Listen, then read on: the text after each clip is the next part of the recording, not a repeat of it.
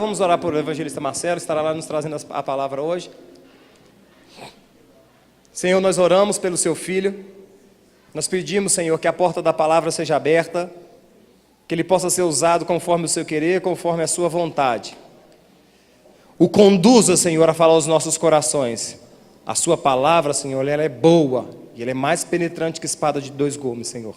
Nós oramos por ele, liberamos a bênção do Senhor sobre a vida dele, meu Pai, no nome de Jesus, amém e amém. Obrigado, pastor. A paz do Senhor, irmãos. Tudo bem com vocês? Amém. Queria convidar o Vitor. Cadê o Vitão? Isso, meu querido. Gente, boa noite. Paz do Senhor. Feliz ano novo para vocês aí. Que eu não venho para cá. Galera, ó, depois de tantos anos que vocês já me conhecem, não sei se tem uns 5 por aí, eu ainda morro de medo de tocar aqui na frente de vocês. Vocês não estão entendendo. Então assim, ó, eu, calma, só, calma, é por Deus, é papai, nós estamos servindo, calma, só. Então eu vou fazer uma oraçãozinha rápida aqui, para eu acalmar e para o Espírito Santo agir, beleza? E depois eu vou começar. O querido amigo, muito obrigado por tudo. Muito obrigado por todas as vitórias que nós temos conquistado até aqui, Senhor. Muito obrigado porque a tua presença está aqui desde o início.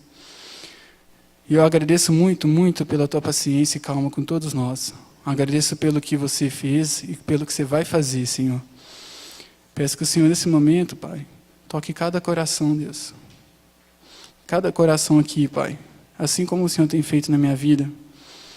Para que, através dessa canção, você possa permitir com que meus irmãos aqui, e até eu, Deus, consigamos entregar a Ti, Senhor, as nossas dores mais profundas, aquilo que a gente acha que é cicatriz, que foi cicatrizado, mas que na verdade ainda não foi resolvido na nossa vida.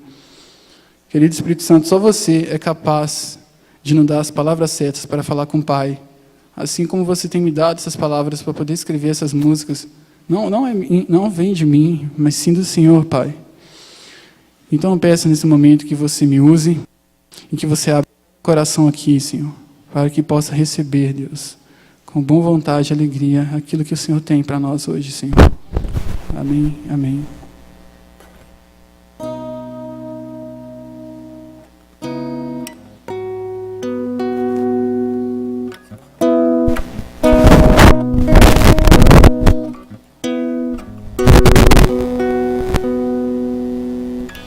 Deus, eu sei que estás perto demais pro meu coração poder desabafar.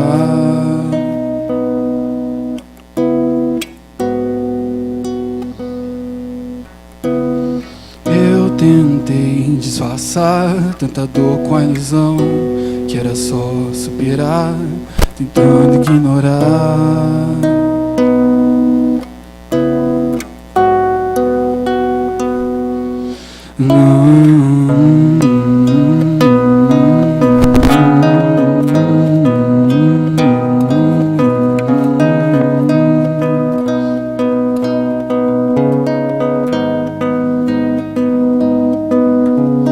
Deus, eu sei que estás perto demais pro meu coração poder desabafar.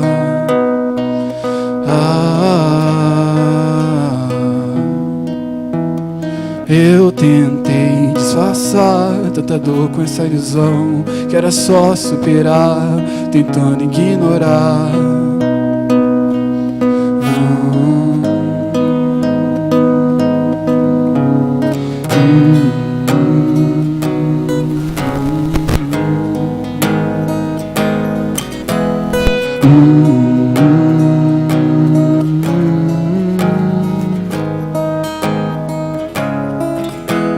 Mas essas cicatrizes não querem se fechar.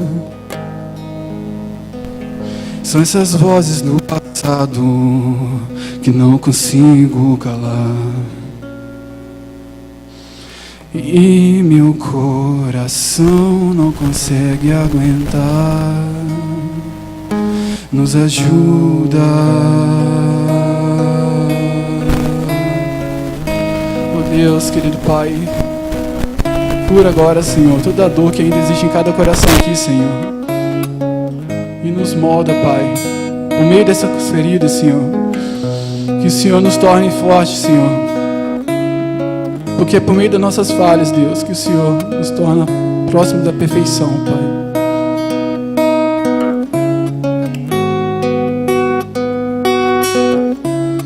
Ponha tuas mãos em mim, libera o perdão que dentro de mim eu não sei me dar, e me salva, e mostra-me pelo espelho de teus olhos o que há de bom em mim, que a história irá mudar, e me molda. Tuas mãos em mim, libera o perdão que dentro de mim eu não sei me dar, me salva e mostra-me pelo espelho de teus olhos o que é de bom em mim, que a história irá mudar e me molda.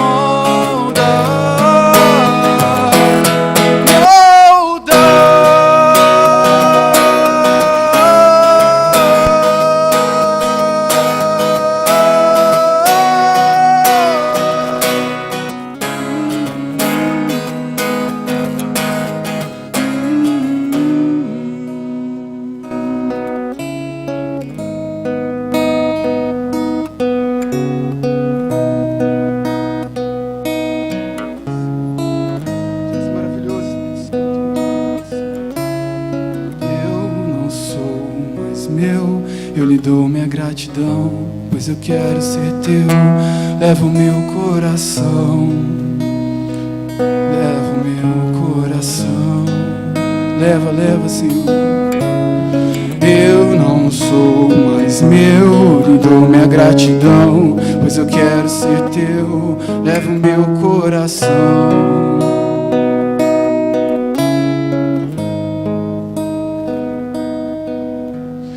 Eu não sou mais meu, eu aceito o perdão, pois eu quero ser teu.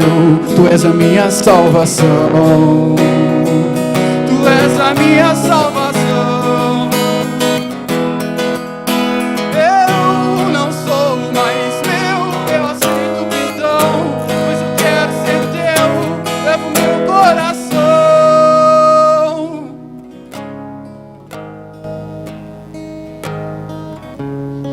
Nesse momento eu gostaria de pedir a vocês que abaixassem a cabeça e começassem a orar. Peça Espírito Santo para te dar as palavras certas e comece a dizer para Ele a verdade que você não está contando, a verdade que você está escondendo para Deus. Nesse período difícil que nós estamos vivendo, numa catástrofe como essa acontecendo,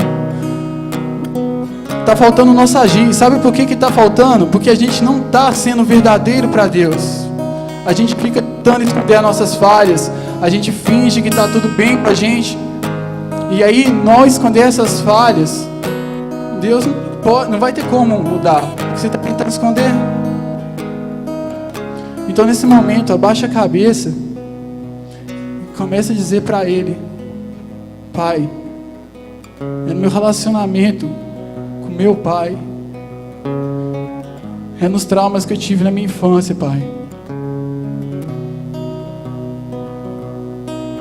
Ainda há muita inveja dentro de mim, Deus, porque me faltou muita coisa do mais precisava. Abre o coração para Ele poder realmente mudar. E ponha tuas mãos em mim, libera o perdão que dentro de mim eu não sei me dar. Talvez você não consiga aceitar a desculpa dos outros, não consegue perdoar, também não consegue se perdoar. Libera, Deus, perdão dentro dos nossos corações, Senhor.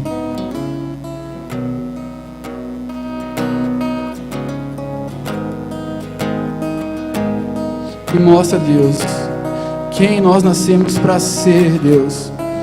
Mostra, Senhor, nos espelhos de teus olhos, Senhor, quem você fez em nós para sermos para Ele. Mostra-me pelo espelho de teus olhos o que é de bom em mim, que a história irá mudar.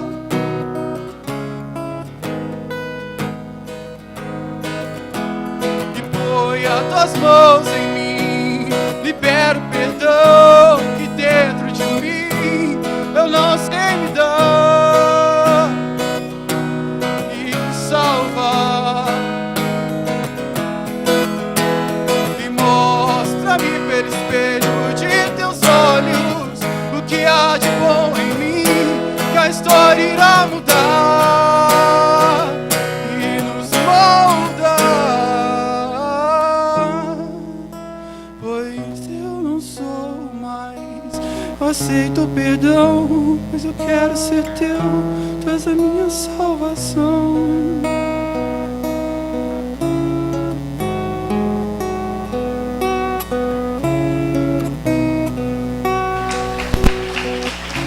É linda essa canção que o Vitor cantou, na verdade. Essa música tem uma particularidade sobre a nossa vida, porque há uns tempos atrás, mas o Vitor, nós estávamos fazendo algumas visitas em alguns lugares, e no lar comunitário, na casa de recuperação, na casa de amigos, e levando a palavra e o louvor. E em um desses dias, eu estava com ele na minha casa, e nós então começamos a conversar sobre essa mensagem que eu estarei trazendo para vocês essa noite. E eu estava dizendo para ele, essa mensagem não estava pronta, nós começamos a conversar sobre essa mensagem, e dizendo para ele o quanto essa mensagem estava me curando. Umas feridas abertas do passado, que estavam me prejudicando, e essas feridas, entendeu, tinham sido fechadas, curadas. E o Vitor, ouvindo a mensagem, e todo mundo que conhece o Vitor sabe como é que ele é tímido, mas fala muito. E nesse dia ele entrou na minha casa em silêncio e saiu de lá calado. E eu me lembro que nesse mesmo dia, na madrugada, ele me liga dizendo: Marcelo, desculpa estar te ligando nesse horário, mas eu tenho que te contar algo. O que nós conversamos hoje à tarde, essa mensagem que você está preparando, o Espírito Santo está no seu coração, ela me curou. E além de me curar de umas feridas que eu tinha no passado, da minha infância, da minha adolescência, ele me deu um presente. Ele me deu uma canção. E eu não podia, pregar essa noite aqui sem estar com meu parceiro. E eu espero, irmãos, nessa noite, a mensagem que estarei trazendo para vocês aqui tenha o mesmo efeito na vida de vocês. Então, preste bastante atenção no que eu vou falar essa noite aqui. Não deixa nada atrapalhar quem está do seu lado, não deixe ninguém conversar contigo, porque é uma noite de cura. É uma noite que nós vamos mudar o nosso status. Então peço ao Espírito Santo essa noite que dê para vocês o entendimento dessa palavra, dê sabedoria, que vocês também depois apliquem isso sobre a vida de vocês e das pessoas ao qual vão viver e estarão contigo durante esse período, aonde você vai ter oportunidades de testemunhar o que Deus fez por você. Amém? Mais uma vez, vamos baixar então a cabeça aí, vamos curvar, fechar nossas olhos. Eu vou fazer uma oração bem breve. Pai amado, Pai querido, nesse momento, Pai, nós estaremos entrando na Tua palavra. Nós estamos aqui cultuando ao Senhor. Esse momento agora, Senhor, é o momento de ouvir a Tua palavra. Eu te peço, Pai, sou apenas o Seu instrumento. Estou trazendo a Tua palavra. Então, Pai, tudo aquilo, Senhor, que não for do Teu agrado, que o Senhor tire da minha mente, e que eu apenas coloque aquilo que o Senhor deseja, Espírito Santo, para que eu possa falar para o Seu povo. É a mensagem que entra no meu coração, que entra também no coração de cada um aqui, Pai. É a oração que eu faço em nome de Jesus. Amém. Queridos, vamos abrir nossas Bíblias no Salmo de número 38.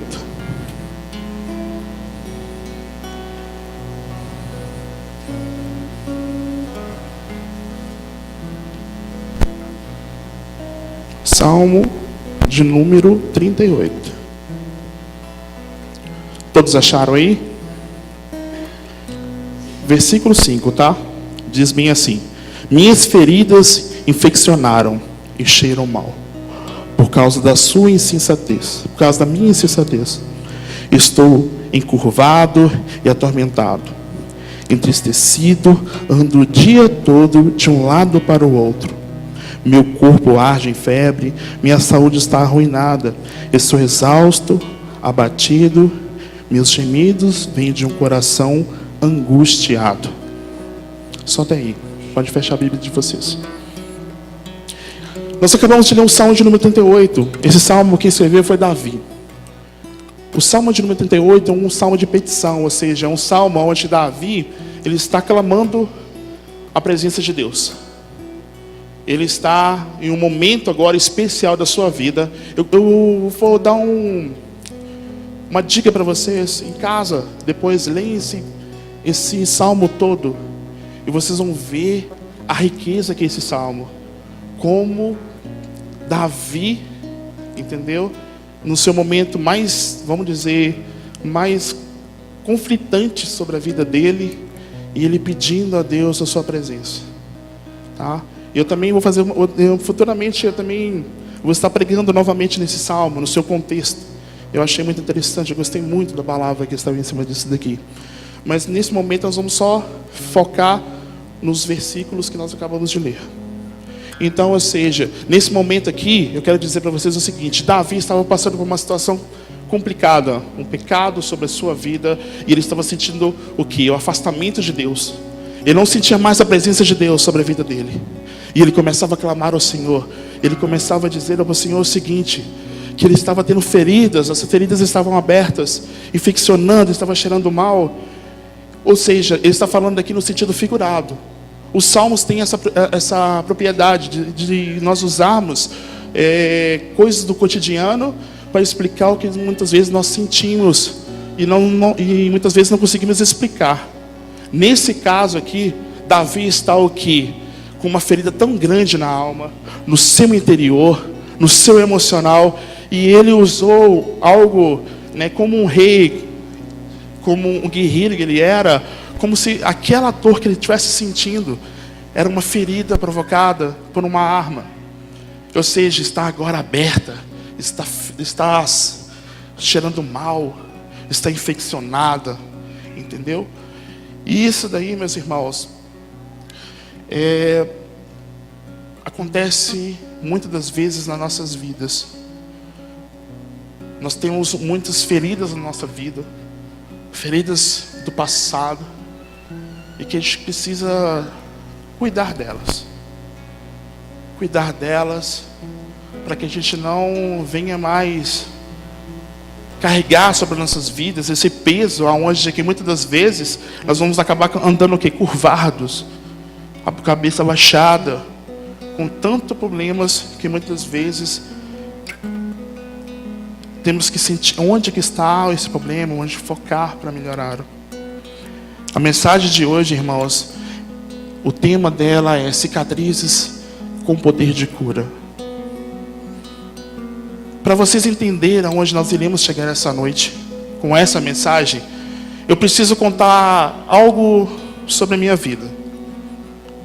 Alguns momentos que eu passei na minha infância, algumas cicatrizes que eu adquiri, para que vocês tenham um entendimento dessa palavra. Quando eu era criança, por volta dos meus 7 anos de idade, eu e meu irmão resolvemos brincar de Fórmula 1. E nós usamos um carrinho de bebê para isso. Gente, eu estou falando de 30 anos atrás. Eu estou falando daqueles carrinhos que tem uma roda desse tamanho. Não tem trava de segurança, não tem... O carrinho de hoje em dia tem o quê? Cinto de segurança, tem um monte de coisa, né? Eu estou falando de coisa de 30 anos atrás. Se eu não me engano, ele é conhecido como o cesto de Moisés. Vivia tombando com as crianças. Eram rodas enormes, ele era reto.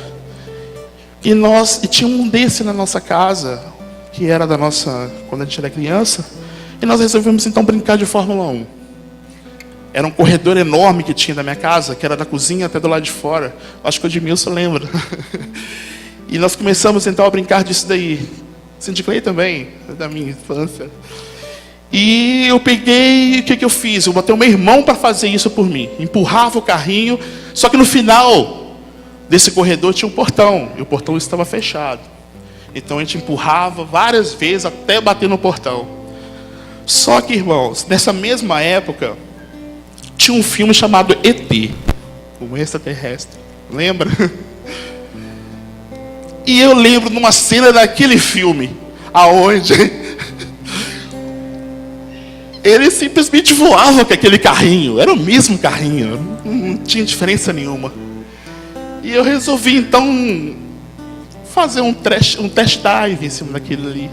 Eu abri o portão, pedi para o meu irmão: faz a maior força que você tiver, porque eu vou voar. Irmãos, e desci aquela ladeira. Chegando lá embaixo, tinha por volta de uns 8 degraus. E adivinha o que aconteceu? Eu não voei, entendeu? Saí capotando. Eu só me lembro que o meu pai estava chegando do trabalho. Era na hora do almoço. E ele olhou para mim, debaixo do carrinho, com a cabeça toda sangrando, né? Rapidamente me levou para o hospital. Acabei recebendo alguns pontos na cabeça. Só que não ficou só nisso não, irmãos. Eu tenho uma cicatriz aqui no rosto também. Essa cicatriz no rosto, o que acontece? Na minha época de criança, na casa dos meus pais, o chão não era de porcelanato, de cerâmica igual os dias de hoje. Era o quê? Cimento queimado. Coitado da mãe daquela época, né? Tem muita mãe que já está até lembrando aqui, ó. O pessoal da minha idade, com 40 anos, lembra disso. O que era? Todo sábado a mãe tinha que ir lá encerar aquele bendito chão, não é verdade? Era um chão vermelho, outros eram verdes, outros eram amarelos. E todo sábado minha mãe ia, encerava a casa toda por causa daquele piso lá. E eu me lembro que uma dessas vezes, que era uma vez no mês que ela fazia isso. Ela tinha que lavar aquele chão todo com água e sabão para tirar a cera antiga e para colocar uma cera nova. E nesse belo dia, minha mãe viu que não tinha cera. Ela foi no supermercado para comprar. E o que aconteceu? Eu e meu irmão resolvemos então adiantar o serviço dela. Enchemos o chão de água e sabão. E descobrimos que água, sabão e menino sem juízo davam um escorregador. E começamos o quê? A correr, pular de barriga e atravessar a sala, a cozinha. E fizemos isso um tempão. Até que minha mãe chegou em casa e viu a água saindo por debaixo da porta. Assustada com aquilo, o que ela fez? Ela abriu a porta. E adivinha quem estava pegando o maior impulso agora para poder chegar até na cozinha? Na hora que ela abre a porta, ela vai levar mais uns 5 pontinhos aqui no rosto. Eu tenho uma queimadura na perna também. Tá acabando, tá, irmãos? Tem mais coisas, mas eu não vou ficar contando não. Eu tenho essa queimadura na perna porque um dia eu estava brincando. Novamente, descobrimos que fogo, serragem e crianças que a mãe e o pai não tomam conta, é complicado. Tinha uma caixa de serragem na nossa rua. E o que nós fizemos? Descobrimos que se pegasse serragem, jogasse na fogueira, o fogo subia. E o que aconteceu? Jogávamos serragem e pulava o fogo. E eu novamente resolvi fazer aquilo. E quando eu pulei, eu chutei sem querer a caixa caiu. Foi um número maior de serragem. E acabou me ocasionando aqui nessa perna uma queimadura de 2º grau. Tem outras, mas acho que tá bom. Tem muito mais, mas eu vou encurtar o tempo aqui. Então, ou seja, por que eu estou contando isso para vocês aqui? Qual o motivo? Qual que é a moral da história? Por que você está falando das suas feridas, dessas cicatrizes que você tem?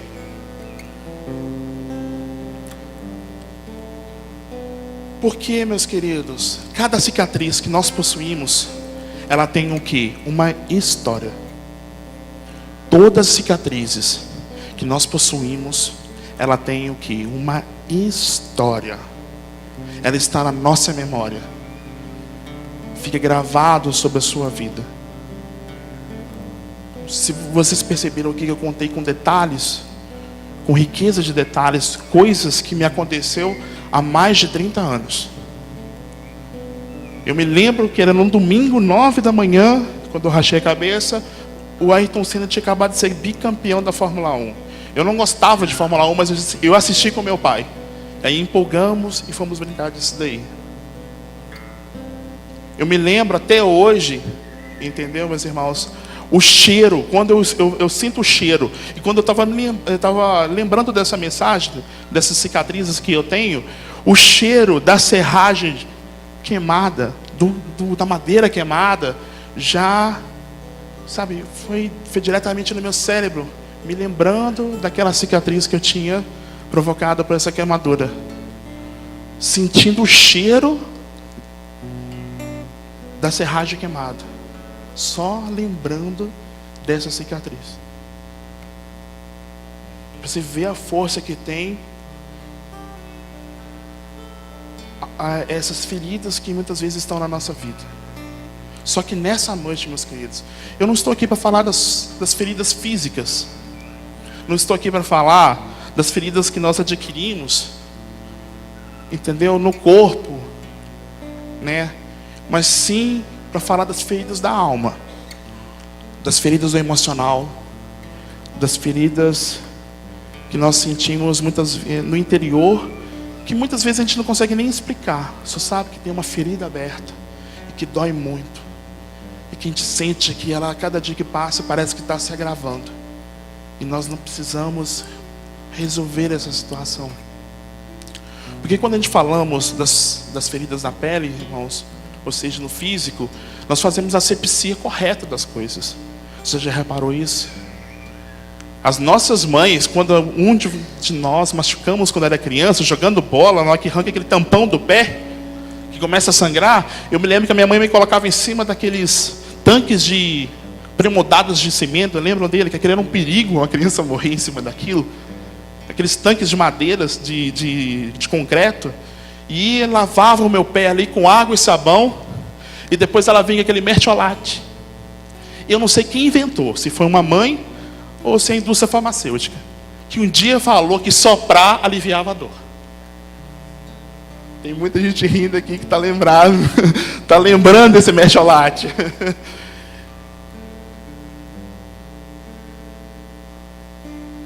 Então, meus queridos, nós fazíamos a asepsia, o tratamento correto, quando se fala nas cicatrizes na pele. Mas infelizmente, quando nós falamos das cicatrizes na alma, no espiritual, muitas das vezes nós usamos o quê? A superação como meio de cura. O mundo nos ensina coisas que nós devemos fazer e que não é um método correto para isso. O mundo, ele acaba nos mostrando um meio de superar, de curar aquela ferida na alma de uma maneira totalmente incorreta. Muitas vezes, nós, se você for avaliar, para e pense comigo agora. Olha o que as novelas muitas vezes nos ensinam. Uma pessoa é traída. O que as novelas nos ensinam para curar aquela ferida aberta pela traição? Traindo a pessoa também. Olha os filmes que nós assistimos. Os filmes, você vê lá o mocinho do filme, a sua família toda destruída, os bandidinhos matando a família toda. Qual que é o método de cura sobre aquela ferida que abriu sobre a vida dele, no caso dessa, né, desses assassinatos sobre os seus familiares? É o que? Vingança. Você vê o mocinho do filme o tempo todo que matando os bandidos, chega no final daquela respirada, como se tudo agora está resolvido. Mentira. Se fosse na vida real, as feridas abertas no coração desse homem, provocada por uma violência, não tinha cicatrizado. Os nossos super-heróis também têm esse poder de nos mostrar meios de superação que não é o correto. Você vê o que? O Batman, o Bruce Willis, né? Na infância, sua família, eles matam os seus pais e ele vira o vingador. Agora começa a matar todos os bandidos. A ferida está lá ainda, aberta. Então, ou seja, aquilo que o mundo muitas vezes nos ensina, irmãos, não é a maneira correta da gente tratar daquilo que está no nosso coração, no nosso sentimento. Os ditados populares também têm essa capacidade, sabe, da gente dizer para uma pessoa quando tem um problema no casamento ou alguma coisa que acontece sobre a vida da pessoa: não se preocupa não, você vai mudar, vai superar isso daí. O que os olhos não vê, o coração não sente. Na verdade, nada melhor do que um novo amor. Para quê? Para curar o amor antigo. Mentira, se a pessoa não se curar primeiro, não resolver os seus problemas, não resolver aquilo que está deixando aquela ferida aberta, ela vai entrar num novo relacionamento e vai acontecer o quê? Novamente ela vai depositar todo o desejo da cura, do fechamento da sua cicatriz na outra pessoa. E vai novamente se decepcionar. Porque se a gente não se curar primeiro, olhar a origem daquilo que está no nosso coração, que está nos provocando essa ferida, nós não iremos conseguir resolver os nossos problemas. E tem na Bíblia aqui, irmãos, alguns exemplos de personagens que passaram para a mesma situação que nós estamos hoje conversando aqui. Talvez vocês estão pensando o seguinte: Marcelo, mas essa ferida que eu tenho, tem muito tempo que eu já até esqueci. Mas talvez ela esteja aberta. Essa ferida na sua alma, você simplesmente só superou, mas ela continua lá aberta. E ela precisa ser fechada. Um exemplo de alguém na Bíblia que aconteceu isso sobre a vida dele é José. Preste bem atenção no que eu vou dizer. José, amado pelo seu pai, odiado pelos seus irmãos. José, por esse ódio dos seus irmãos, ele foi jogado em um poço. Agora, os irmãos de José tiram ele daquele poço e vendem ele como escravo. José agora é levado para o Egito. Chegando no Egito, ele começa a trabalhar como escravo. Mas ele acaba conhecendo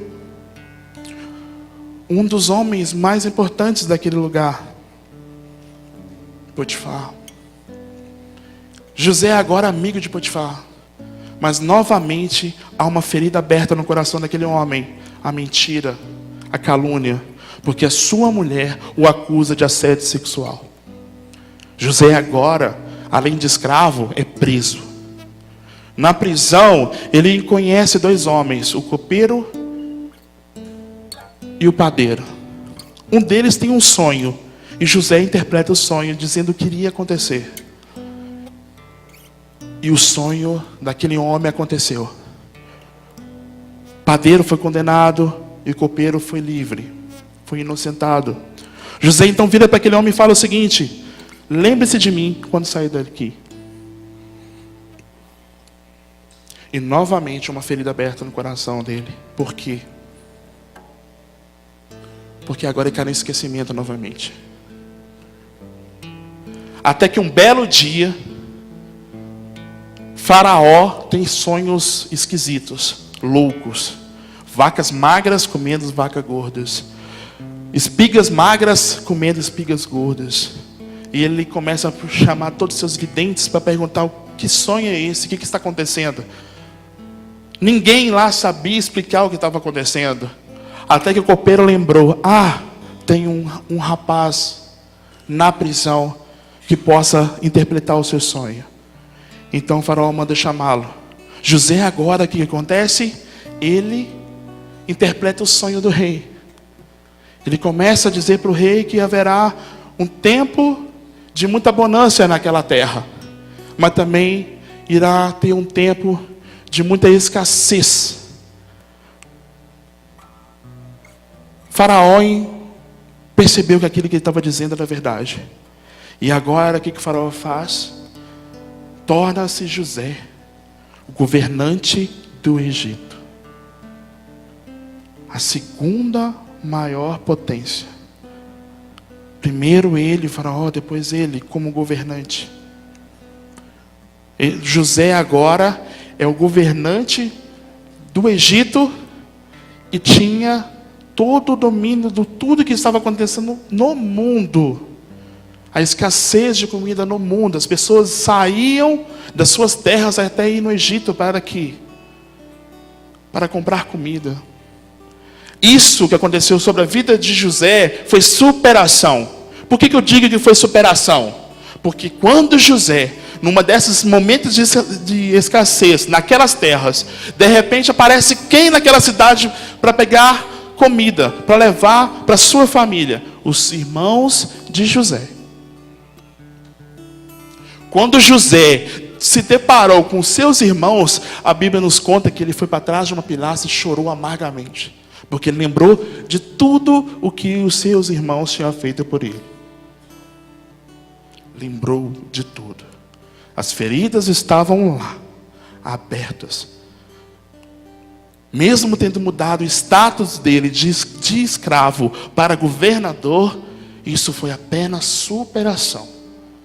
Agora que vem o grande poder de Deus sobre as nossas vidas e mostrando através da vida de José.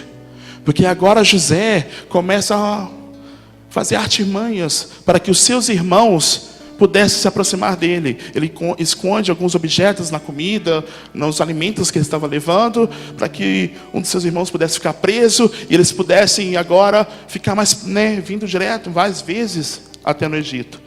Até que numa das vezes José conseguiu reunir todos os seus irmãos, até mesmo Benjamim, seu irmão mais novo, que ele não conhecia. E nessa reunião com todos os seus irmãos, a Bíblia nos conta que quando José juntou com todos os seus irmãos na sua casa, e que ele estava de frente para eles, a uma certa distância, José, ele bradou um grito tão forte, mas tão forte, que Faraó do palácio conseguiu escutar o seu grito. Ele começou então a gritar, a se liberar daquilo que estava passando dentro do seu coração. E agora os seus irmãos olharam para aquele homem sem entender o porquê, até que José virou para ele e falou com eles assim: aproxime-se de mim, cheguem mais perto. E os seus irmãos começaram a se aproximar. E durante esse processo que os irmãos de José iam chegando perto dele, que eles olharam para aquele homem, para o governador, eles perceberam que era o seu irmão. José abre os seus braços e fala: sou eu, José, não se preocupem mais, vocês agora estão sobre a minha proteção. E nesse momento, irmãos, agora, sim, houve a cura sobre a vida de José. Porque ele fez o quê? Ele simplesmente perdoou os seus irmãos, e os seus irmãos pediram perdão a ele. José agora estava com os braços abertos, abraçando todos os seus irmãos. É nesse momento que a cura sobre José, sobre a ferida que ele tinha, provocada pelos seus irmãos, foram fechadas. Todas elas foram fechadas.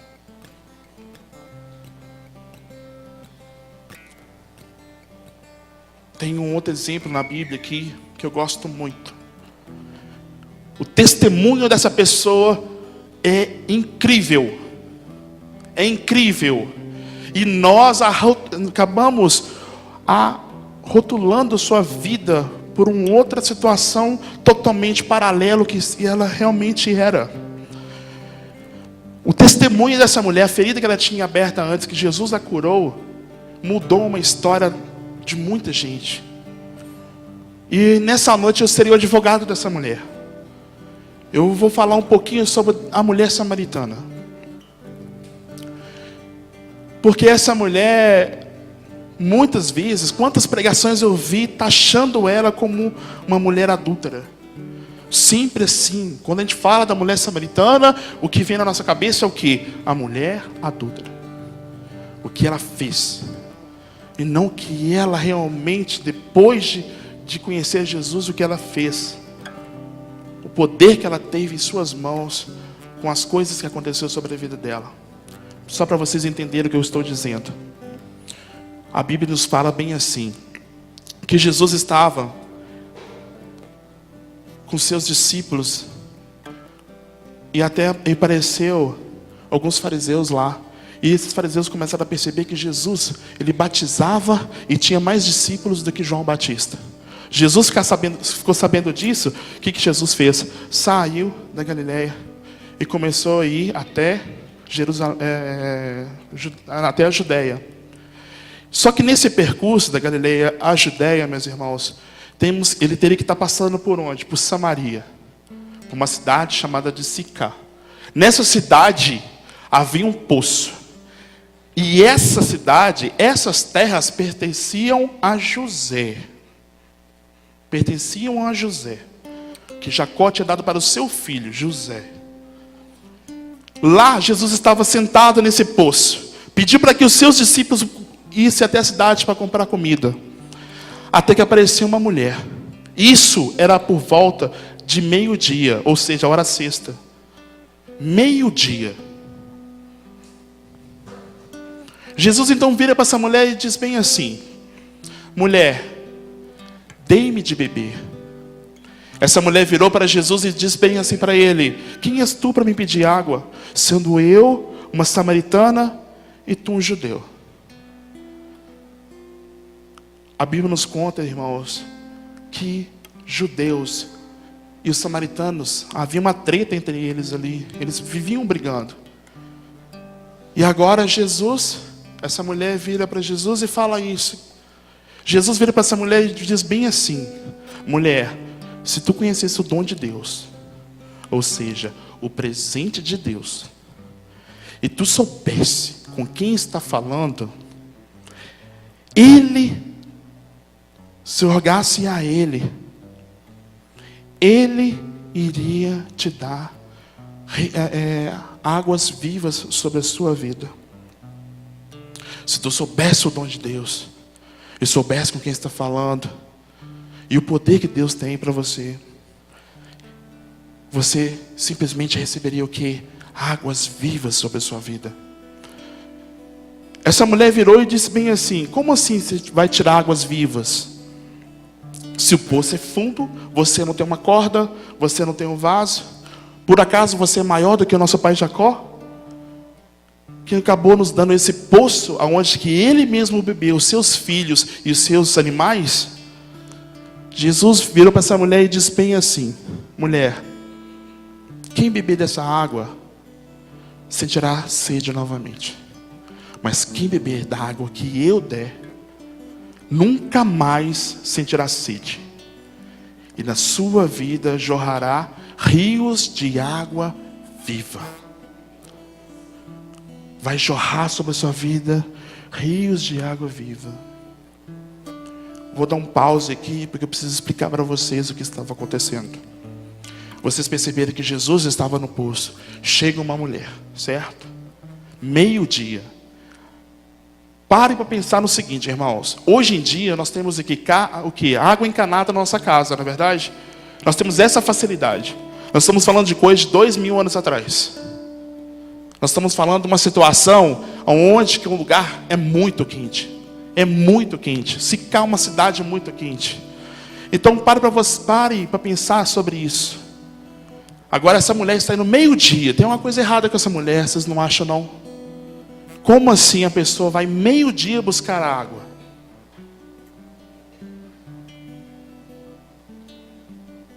Meio-dia, irmãos, é o momento que a comida já deve estar pronta, os filhos prontos para ir para a escola, o marido chegando para almoçar, a casa, né, grande parte dela já era para estar arrumada, mas não, essa mulher foi lá meio-dia.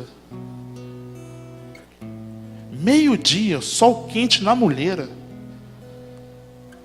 Outro ponto que eu quero que vocês prestem bastante atenção, que isso é muito importante para nós.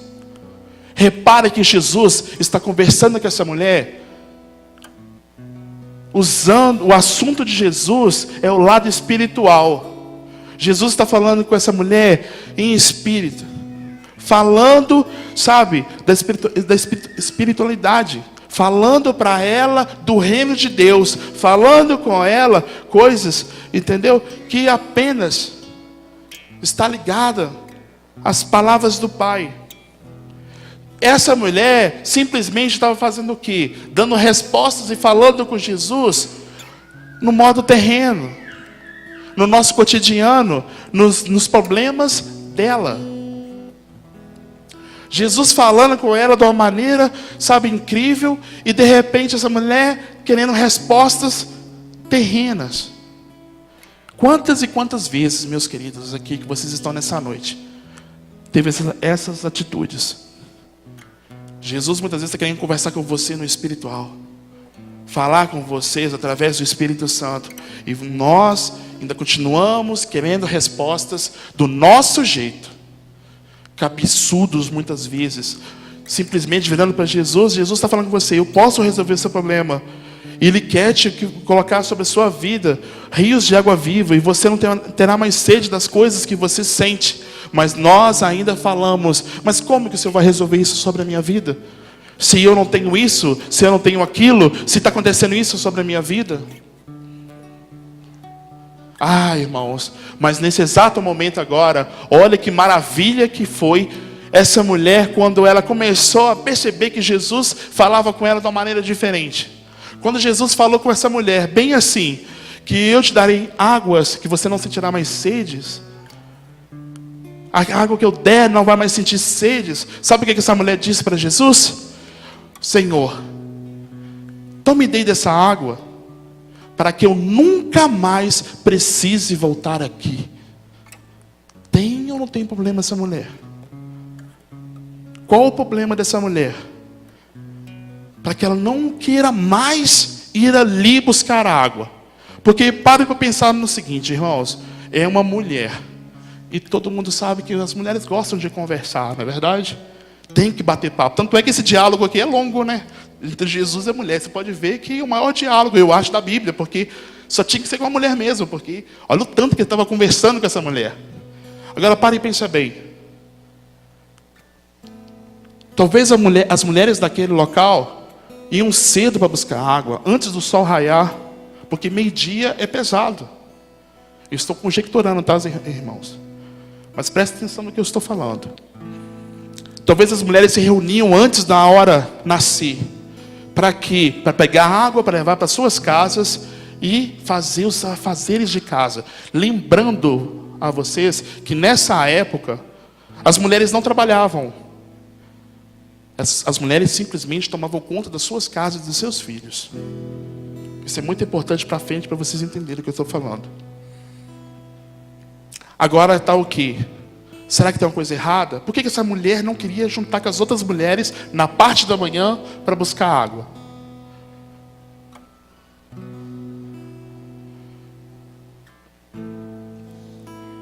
Continuando o texto, Jesus vira para essa mulher e fala o seguinte: vá, busque o seu marido e volte aqui.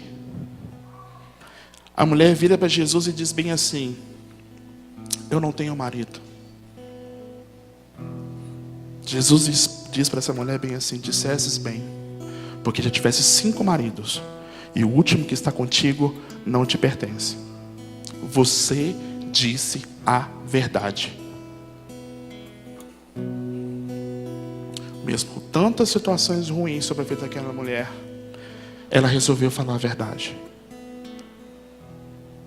Então vamos conjecturar. Irmãos, eu tentei achar alguma coisa teóloga sobre essa mulher, não achei nada. O que eu achei eu descartei, porque não bati com aquilo que o meu coração, que o Espírito Santo estava ministrando sobre a minha vida, sobre essa mensagem. Eu vou novamente conjecturar com vocês.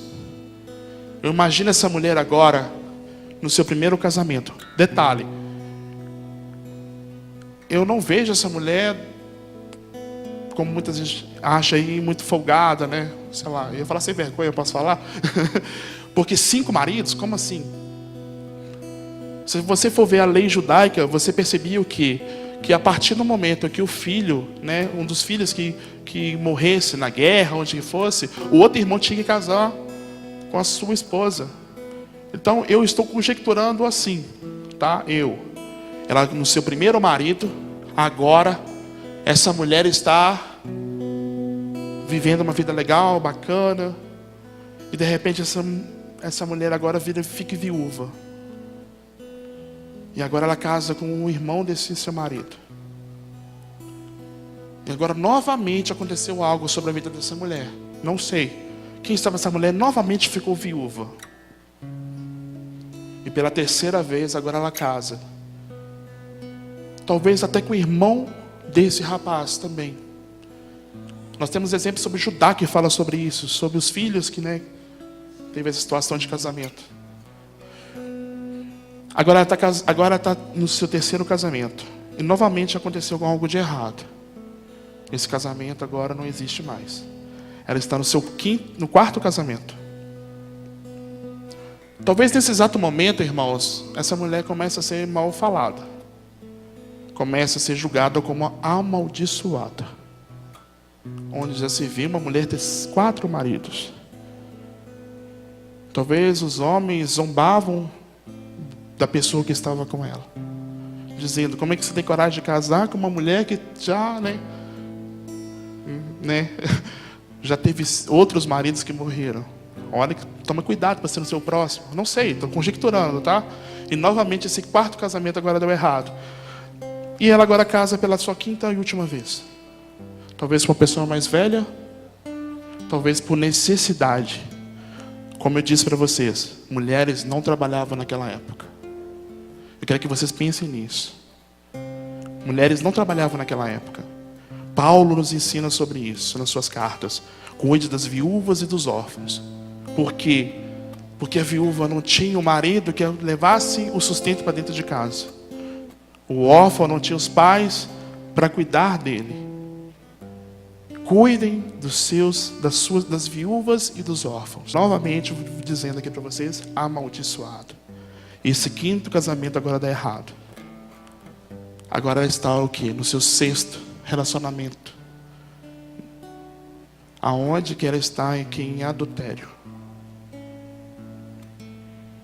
Esse homem muitas vezes não gostasse dela.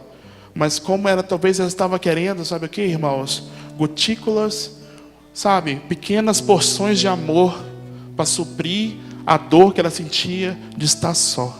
Talvez esse homem simplesmente ajudava financeiramente e com isso aproveitava da vida dela. Estou conjecturando. Eu só sei que nesse exato momento, o que acontece? Eu consigo enxergar na vida dessa mulher várias feridas dos vários relacionamentos que ela teve. Feridas abertas de um casamento para o outro. E agora está nesse último. Nesse último que é um marido que não lhe pertence. Eu vou além. Talvez essa mulher ela até desejasse a morte. Porque, olhe, parem, irmãos, e pensem agora comigo aqui. O que aconteceu com a mulher o homem que praticava o adultério naquela época? Qual era a condenação para aquele povo? Apedrejamento. Agora eu pergunto para vocês: quem ia querer morrer apedrejado? Se você for parar para avaliar, talvez é uma das piores mortes que a pessoa poderia estar passando, junto com a morte de cruz. Por quê? Pare e pense bem. você ser apedrejado. Talvez você não morra na hora. Talvez você vai passar dias, horas em sofrimento. A sua pele toda rasgada, os seus ossos quebrados por causa das pedras que foram jogadas na sua vida. E você ficar agonizando horas ou dias até que você venha morrer. Pare e pense bem. Se a pessoa ia adulterar por safadeza.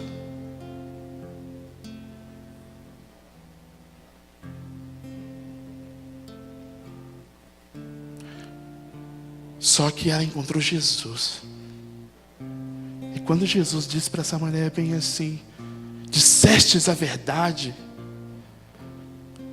Nesse exato momento, Jesus começou o quê? Curar todas as feridas que essa mulher tinha, que estava aberta no seu passado.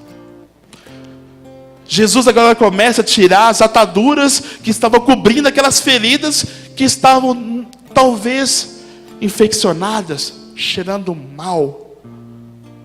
Jesus agora está simplesmente com as suas palavras dizendo, quando diz para ela, dissestes a verdade, ele simplesmente agora está curando essa mulher.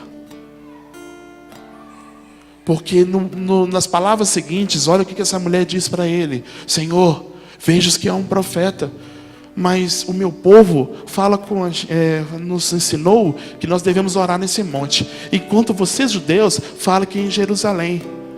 Olha só o que essa mulher estava falando com Jesus. Eu estou imaginando que essa mulher muitas vezes pedia que Deus ajudasse, que Deus a informasse como que está errado na sua vida. E ela agora quer saber o seguinte: será que eu estou adorando corretamente? Será que estou certo? Será que é nesse monte mesmo que está as respostas das minhas feridas abertas, do meu sofrimento, que o Senhor possa fechar? Ou será que é lá em Jerusalém? Será que é lá em Jerusalém? Será que eu passei esse tempo todo vindo a esse monte para orar e a resposta não estava aqui, mas estava lá embaixo? Irmãos, quantas vezes nós aqui fazemos isso, campanhas e campanhas, entendeu? Para resolver os nossos problemas. Quantas e quantas vezes você simplesmente chegou, sabe? Vou para a serra, vou passar uma semana lá no monte, orando para ver se o Senhor resolve os meus problemas. Esse conflito, de onde que está Deus? Esse conflito, por que Deus não me responde? Eu vou na igreja e não me responde. Eu vou no monte e não me responde. Muitas das vezes nós fazemos isso. Por que Deus, o que está acontecendo que Deus não está me ouvindo? Nós estamos clamando que nem Davi no Salmo 38. Ah, Senhor, o que está acontecendo que o Senhor não me escuta, Senhor? Me ajuda a fechar, Senhor, essas feridas que estão abertas, ó Pai. Mas procuramos do nosso jeito. Olha a resposta que Jesus dá para essa mulher agora. Mulher, eu lhe digo, não é nem nesse monte e nem em Jerusalém. Apesar que a salvação vem dos judeus, mas Deus está procurando os verdadeiros adoradores que adoram ao Senhor em espírito e em verdade. Deus está procurando os verdadeiros adoradores que adoram o Senhor em espírito e em verdade. Então, ou seja, se você estiver indo no monte, ore falando a verdade com o Senhor e em espírito, não carnal. Quando vocês estiverem fazendo campanhas dentro da igreja, ore na verdade e em espírito. Que Jesus vai te falar, o Espírito Santo vai ministrar sobre a sua vida a cura que você está precisando. Nós temos que ser verdadeiros adoradores. Jesus nos mostrou aqui, como eu disse para vocês, ele estava falando que essa mulher do reino, essa mulher, respostas terrenas. E ele disse para essa mulher agora, dissestes a verdade. E como ela disse a verdade, Jesus a curou. A cura dessa mulher foi tão incrível, que agora ela deixa o seu cântaro, a corda que estava ali para buscar água no poço, e ela vai até a cidade. Chegando na cidade, irmãos, essa mulher simplesmente agora, ela faz o quê? Ela começa a contar o seu testemunho. Está vendo aquele homem que está ali? Será que ele é o Messias? E antes disso, Jesus tinha falado com ela que ele era o Messias. Então ele falou, será que é o Messias que está ali? Ele falou tudo ao meu respeito. Aquilo que era ao respeito dela, tudo aquilo que era, sentia dor, não sentia mais. Porque quando ela virou, usou o testemunho dela, dizendo, ele falou tudo ao meu respeito, aqui já estava curado. Será que ele não é o Messias? As pessoas daquela cidade começaram a ficar curiosas. E agora começaram o quê? A ir até Jesus. Jesus pregou mensagens maravilhosas para aquele povo. Ele ficou ali 2 dias. E essa mulher não se calou. Ela continuou testemunhando o que Jesus tinha feito por ela. Até chegar um ponto que as pessoas daquela cidade virou para Jesus, para a mulher, e disse bem assim, aqui, não precisa mais falar do seu testemunho, porque eu vi. Eu sei quem ele é. Eu estava na presença dele e eu acredito que ele é o Cristo.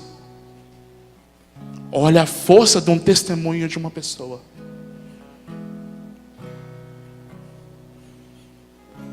E para a gente finalizar agora essa noite.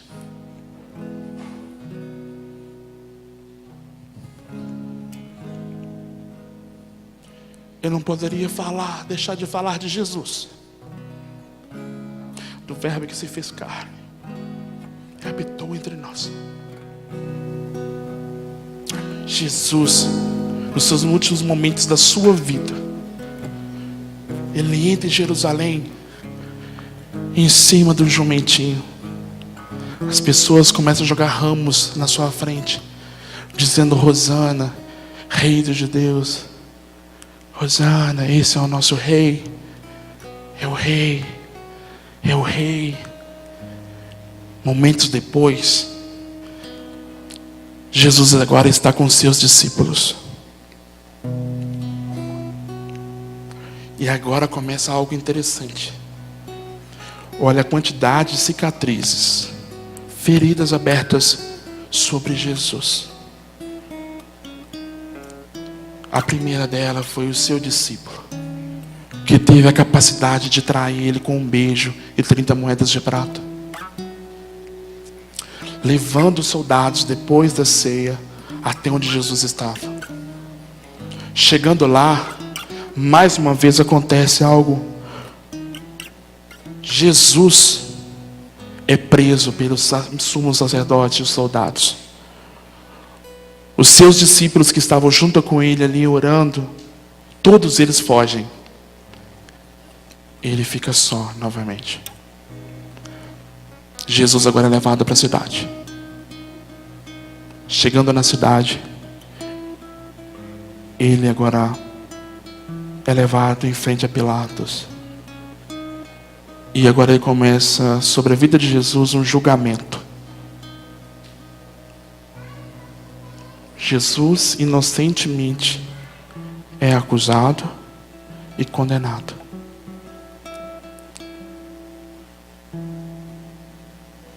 Pilatos chega para aquele povo, para aqueles soldados, e diz bem assim para eles: açoitem ele primeiro. Os soldados levaram Jesus para trás do palácio, e lá açoitaram Jesus. A sua carne foi rasgada. Jesus acabou ficando todo desfigurado. Não sabia mais onde ter, vamos dizer, pele fechada, por causa das feridas abertas sobre o seu corpo. Corpo todo desfigurado, por causa do açoitamento sobre ele, sobre os chicotes sobre a vida dele. E só que não ficou só nisso. Socos, pontapés, socaram o rosto de Jesus, colocaram sobre ele uma cruz, colocaram uma vara em suas mãos, como se fosse um cedro, e diziam: esse é o rei, esse é o rei que vocês estão aclamando. Cuspiam sobre Jesus, defamavam Jesus, diziam coisas sobre ele. Aquele mesmo povo que no início estava simplesmente adorando, dizendo que ele era o rei, agora estava simplesmente o julgando, condenando Jesus por um ato que ele não fez. Jesus agora carrega a sua cruz, levado até o Monte Caveira. Lá, eles crucificam Jesus. Isso é legal. Vai. Lá eles crucificam a Jesus. Sobre as suas mãos e sobre os seus pés, eles acabam colocando pregos. Jesus agora é levantado naquela cruz. 3 horas se passam, até que ele venha consumar, dizendo: Senhor, perdoe eles, porque eles não sabem o que fazem. Mesmo depois da sua morte, um dos soldados ainda o feriu, abrindo nele uma ferida do seu lado, abaixo da costela, com uma lança. E desse local saiu água e sangue.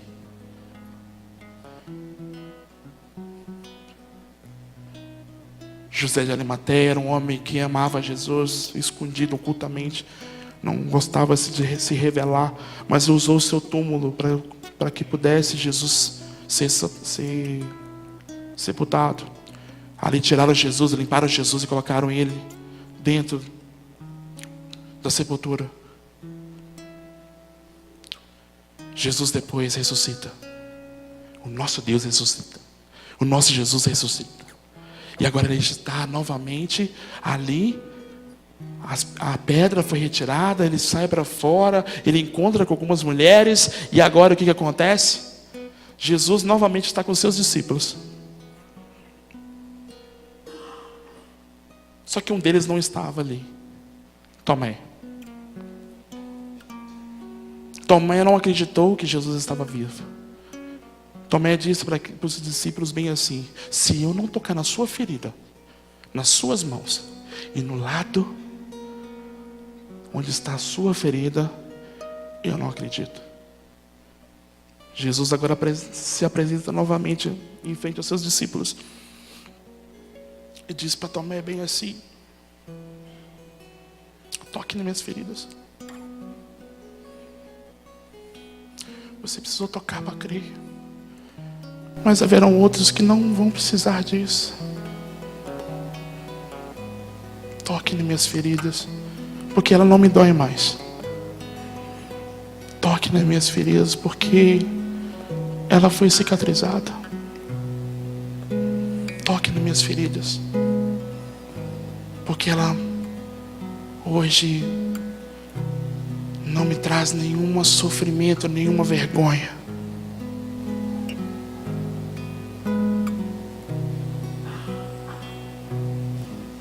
Toque nas minhas feridas. E com esse mesmo gesto que Jesus está falando aqui, irmãos, eu queria convidar vocês a virem aqui na frente.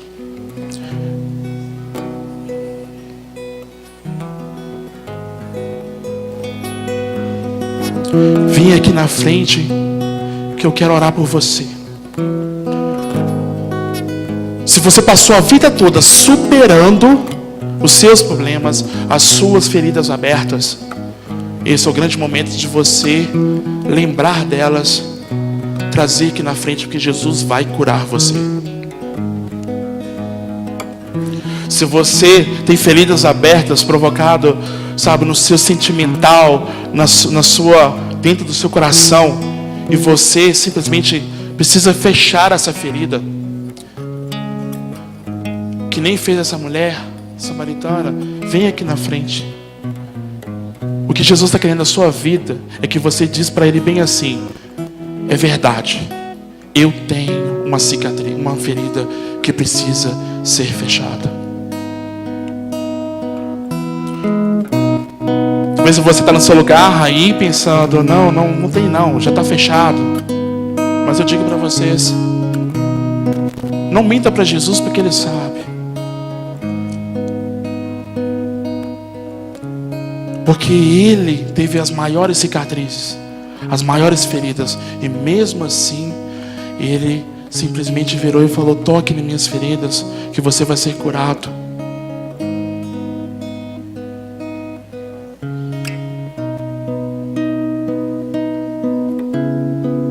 Toque nas minhas feridas, que você vai ser curado. Queria que todos ficassem de pé agora. Talvez você tenha com vergonha de vir aqui na frente. Talvez você precise desse primeiro passo para isso, a dificuldade para isso. Então fique no seu lugar e tenta resolver com Deus da sua maneira.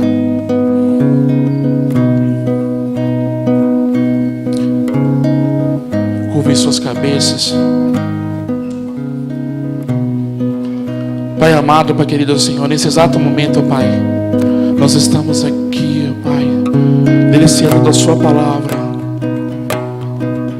Eu te peço, Senhor, que as feridas que estejam abertas, Senhor, no coração do seu povo, Pai, que ouviu essa palavra essa noite, ó Deus, que o Senhor ministra cura sobre a vida delas, ó Pai, que nem foi feito sobre a vida de José, da mulher samaritana, e até mesmo do seu exemplo, Pai.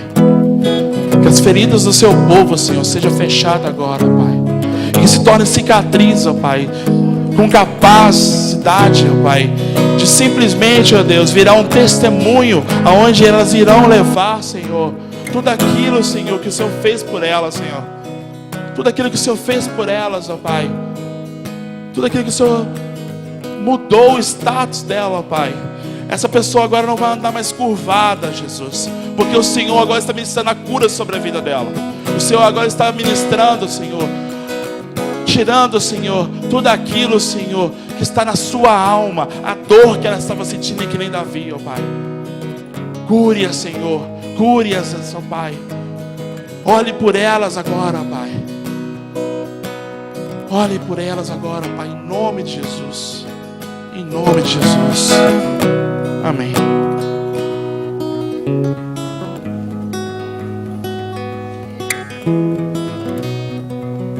Amém, Jesus? Vamos todos ficar em pé, irmãos, estenda as vossas mãos.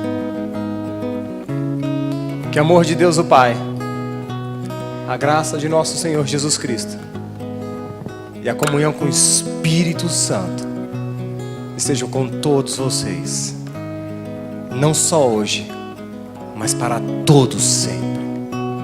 E que a paz de Deus, que excede todo entendimento, guarde a sua mente, guarde o seu coração, e como fomos ministrados essa noite, cure todas as nossas feridas, porque nós já somos sarados no nome de Jesus. Digam amém.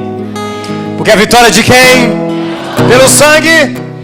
Hoje nós vamos fazer diferente. Você vai abraçar 5 pessoas, e assim que você abraçar 5 pessoas, você vai pegar seu celular e mandar mensagem para esse irmão que você está sentindo falta dele, tá bom? Que Deus nos abençoe, uma ótima semana no nome de Jesus.